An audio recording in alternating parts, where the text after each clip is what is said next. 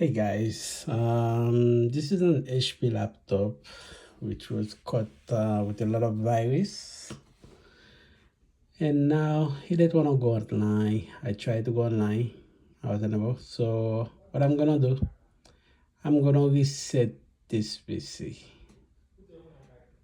Uh, I'm not gonna do a factory reset on it, but I'm gonna just reset it to see if I can go online. What you're gonna do, you just go to your search bar in the bottom here and you type in reset.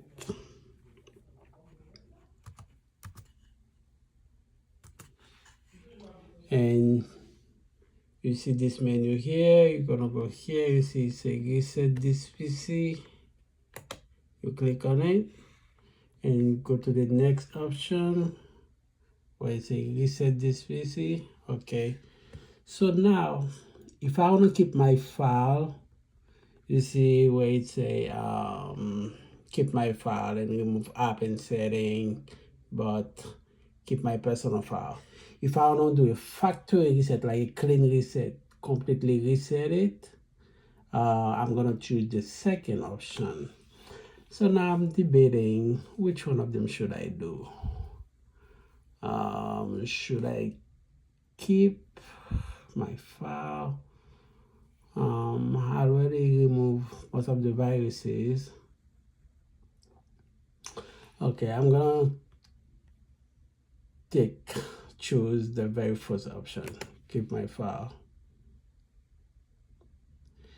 And because I don't have anything saved on the cloud, so I'm gonna do a local. You see on the very top it says cloud, to download down on the cloud, but I didn't have anything back up on the cloud, so I'm gonna choose the second option, do a local reinstall, and I'm gonna choose the second one on the bottom. And now it says next. I'm gonna click on next.